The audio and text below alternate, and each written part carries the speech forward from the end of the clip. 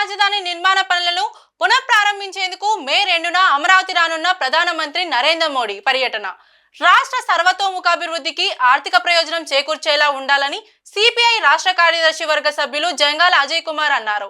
ఢిల్లీని తలదన్నే రాజధాని నిర్మించకుండా మంచి రాజధాని నిర్మాణానికి తగిన నిధులు కేటాయించాలని డిమాండ్ చేశారు. గుంటూరు మల్లయ్య లింగం భవన్ లో ఏర్పాటు చేసిన విలేకరుల సమావేశంలో ఆయన మాట్లాడుతూ రాజధానికి మోదీ రాబోతున్న నేపథ్యంలో రాష్ట్ర ప్రభుత్వం పెద్ద ఎత్తున హంగామా చేస్తుందని, అయితే గతంలో కూడా ఇలాగే రాజధాని ప్రాంతానికి మోదీ వచ్చారని, రాజధాని నిర్మాణ కళ నెరవేరుతుందని అందరూ భావించారని, కానీ దానికి భిన్నంగా చారెడు మట్టి చెంబెడు నీళ్లు తప్ప ఆయన రాజధాని నిర్మాణానికి ఒరగబెట్టిందేమీ లేదన్నారు.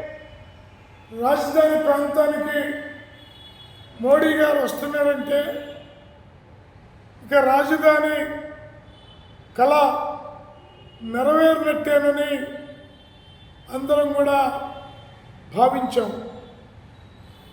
కానీ ఆచరణలో చారుడు మట్టి చెంబుడు నీళ్లు తప్ప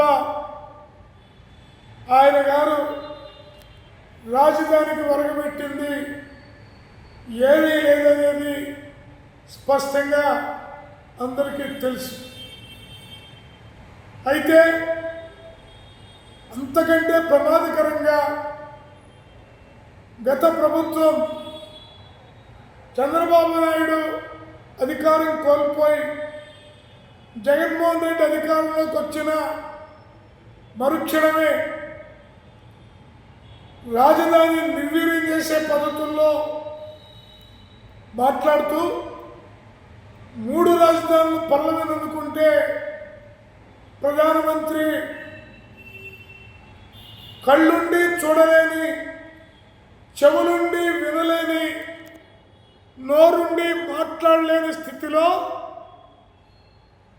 ఎక్కడైతే తాను శంకుస్థాపన చేశాడో ఆ శంకుస్థాపన శిలాఫలకం చుట్టూ అడవిలాగా పేరుకుపోయినప్పటికీ ఈ విషయాన్ని అమరావతి రాజధాని రైతులు, రైతు కూలీలు, అమరావతి ప్రాంత ప్రజలు, రాష్ట్రంలో ఉన్నటువంటి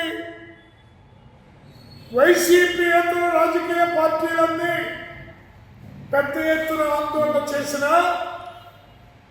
కనీసం నరేంద్ర మోడీ చెవులు కూడా తాకలేదంటే ఇది ఎంతో హాస్యాస్పదమో ఆలోచించాల్సిన అవసరం ఉన్నది. ఇవాళ రాష్ట్రం విభజన సందర్భంలో నరేంద్ర మోడీ గారు, వెంకయ్యనాయుడు గారు, ఇంకా బీజేపీ నాయకులంతా అమరావతి రాజధానికి నిధులిస్తామని చెప్పారు. అంతేకాకుండా నీరు మట్టి ఇచ్చేటప్పుడు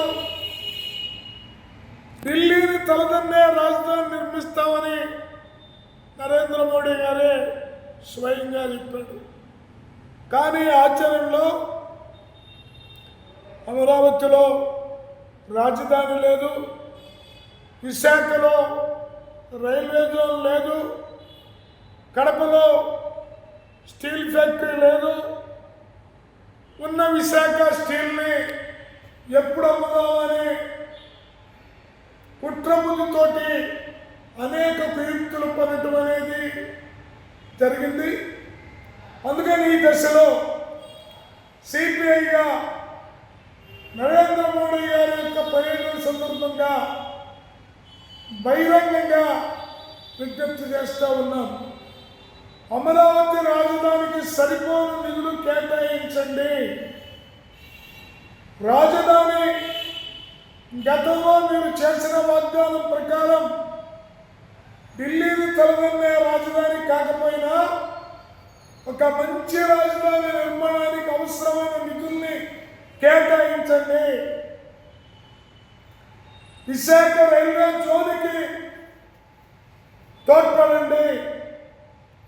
అలాగే ఈ రాష్ట్రాన్ని సర్వతోముఖాభివృద్ధి చెందడానికి కావాల్సినటువంటి ఆర్థిక ప్రయోజనాల్ని చేకూర్చేటటువంటి ఆర్థిక సహాయం చేయండి. కడపలో స్టీల్ ఫ్యాక్టరీకి పూనుకోండి అని సిపిఐగా 2వ తేదీ వస్తున్నటువంటి మోడీ గారికి బహిరంగంగా విజ్ఞప్తి చేస్తూ ఉన్నాం.